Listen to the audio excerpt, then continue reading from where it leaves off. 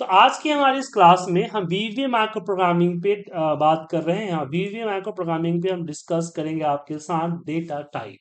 जी हाँ, data type हम discuss करेंगे।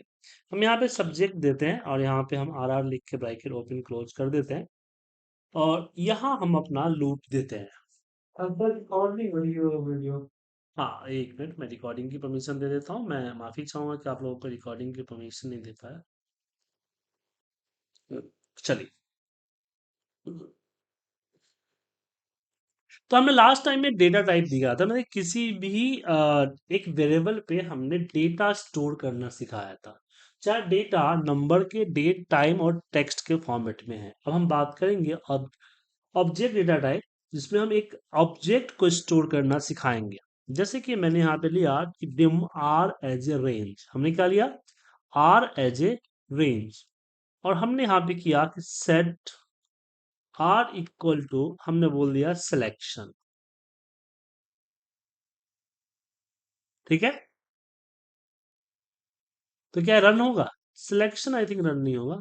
हाँ, यहाँ पे अगर मान लीजिए हम करते हैं R dot copy, R dot copy कर दिया, तो अब आगे देखेंगे कि जो एरिया हम सिलेक्ट किए हुए हैं ना, जैसे मैंने इस एरिया को सिलेक्ट किया और माइक्रो को रन कर दिए, तो सिलेक्टेड एरिया कॉपी हो जाएगा। कॉपी हो गया सर?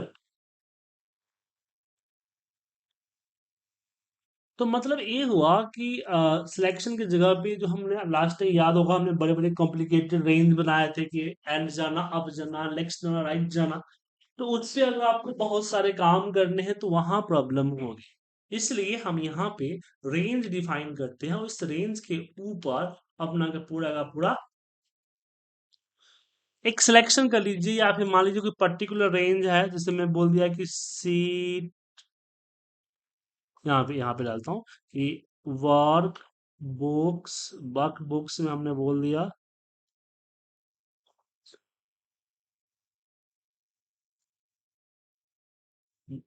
डॉट, हमने यहाँ पे डाला शीट्स।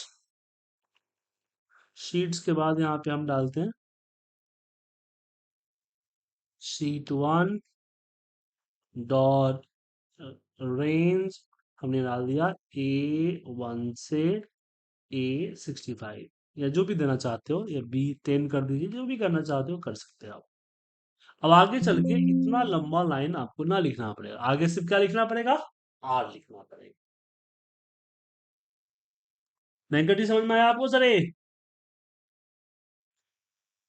लिख यस सर, एक यहाँ, डिफाइन कर रहे हैं सिलेक्शन एरिया को।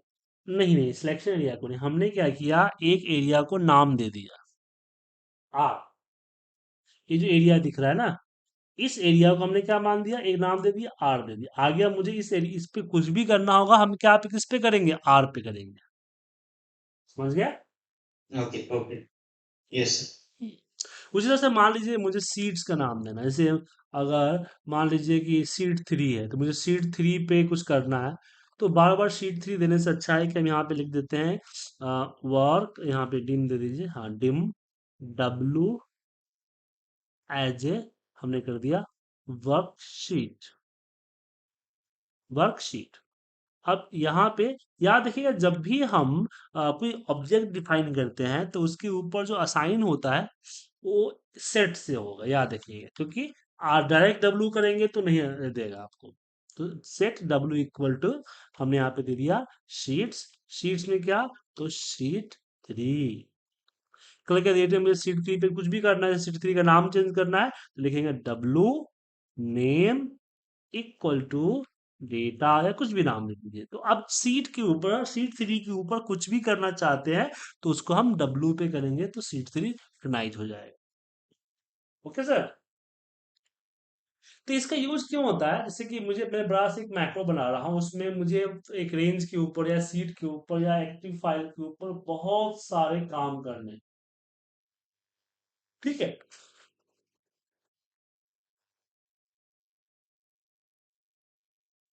तो बहुत सारे काम करने हैं, तो बार बार उस सीट का नेम हम लेंगे तो थोड़ा सा बड़ा पड़ेगा, टाइपिंग में दिक्कत होगी। और कभी कभी क्या होता है, मुझे एक्टिव बार, मान लीजिए वर्कबुक पे करना है, तो और हम कई सारे वर्कबुक ओपन करना चाहते हैं, तो हम यहाँ क्या करेंगे, हम यहाँ करेंगे डिम, मान लीजिए हमने एफ एज ए वर्कबुक कर दिया। ठीक है, वर्कबुक। और मैं यहाँ पे कर दिया set F equal to active work book, active work book. इससे क्या होगा, इससे ये होगा आपका कि अब जो है हम कोई भी फाइल ओपन करें क्लोज करें उससे कोई फर्क नहीं पड़ता, क्योंकि हमने फाइल का नेम जो है एफ के ऊपर स्टोर कर दिया। आगे चल के हम एफ डॉट सेव है जो एक्टिवेट है नहीं है, बस ओपन होना चाहिए, वो एफ को रिकग्नाइज कर रहे हैं। ठीक है, तो हमने तीन चीजें ली, रेंज, वर्कबुक और हमने शीट्स लिया। तो कोई भी प्रोसीजर भी कर सकते हैं, जैसे कि हमने यहाँ पे कर दिया कि set K equal to sheets dot add. अब नीचे लिखते हैं कि विथ के, हमने क्या लिखा, विथ के। अब यहाँ पे लिखते हैं K dot name equal to data, K dot यहाँ पे K dot tab dot colour equal to VB green. तो ये सारे प्रोसीजर हम दे सकते हैं यहाँ पे एंड बिल। तो इस तरह के काम जो होता है उस काम को भी हम, एक प्रोसीजर को, एक इवेंट को भी हम इस तरह से डिफाइन कर सकते हैं। समझ में आ रहा है सर वेंकट जी, समझ रहे हैं जी, कोई डाउट इसमें?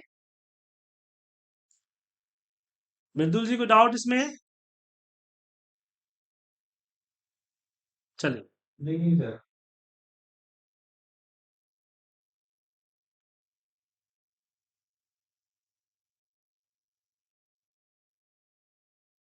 तो ये हम तरह से, एक तरह से हमने क्या डिफाइन कर लिया, हमने यहाँ पे डिफाइन कर लिया। चलिए आगे बढ़े इसमें। Okay sir.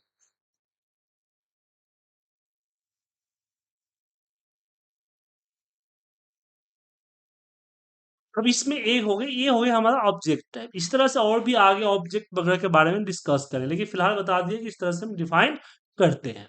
अब बात करते हैं हम वेरिएबल्स के बारे में, इसमें एरे के बारे में।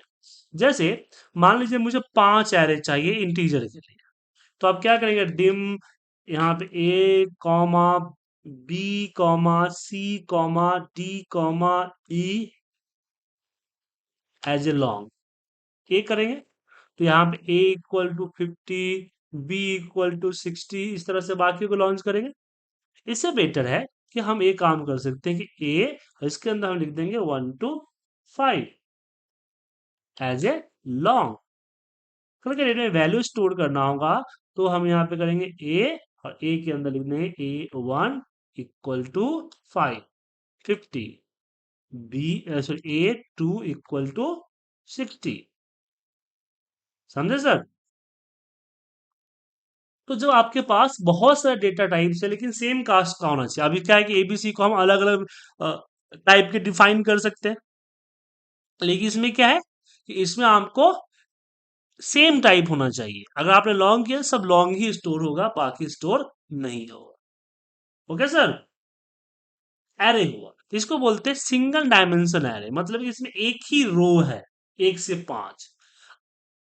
मतलब ये क्या करेगा कि सिस्टम के बैकग्राउंड में जाएगा, और भी सिस्टम के बैकग्राउंड में जाने के बाद एक टेबल डिफाइन करेगा जिसमें एक रो एंड, मतलब एक कॉलन एंड 5 रो डिफाइन करेगा, एक कॉलन एंड 5 रो, इस तरह से। लेकिन मुझे कॉलन भी चाहिए, मुझे कभी कभी क्या होता है पूरी सीट के डेटा को करना होता है या सीट के डेटा को स्टोर करना होता है। तो यहाँ पे लिखा है डिम ए, यहाँ पे पहला आता है रो कि 1 to 5, और दूसरा आता है कॉलन 1 to 3 एज ए, हमने लॉन्ग कर दिया। तो ये मल्टी डायमेंशन एरे कहलाया, क्या कहलाया, मल्टी डायमेंशन। इसने क्या किया कि इसमें 3 कॉलन भी डिफाइन किया। तो जैसे मान लीजिए कि हमें वैल्यू स्टोर करनी है, तो मान लीजिए मुझे वैल्यू स्टोर करनी है, तो कैसे करेंगे? तो वैल्यू स्टोर करने के लिए आपको यहाँ पे लिखना होगा ए, हम 1 कॉमा 1, तो 1 कॉमा 1 इक्वल टू 50 किया, तो पहला रो एंड पहला कॉलम, तो मतलब कि यहाँ पे 50 लिख देगा आपको। फिर अगर मान लीजिए कि 1 कॉमा हमने 3 किया, तो पहला पहला रो एंड तीसरा नंबर कॉलम यहाँ लिख देगा। तो इस तरह से एक टेबल के थ्रू बैकएंड में चलेगा, तो इसको मल्टी डायमेंशन एरे कहते हैं। समझे? Clear sir?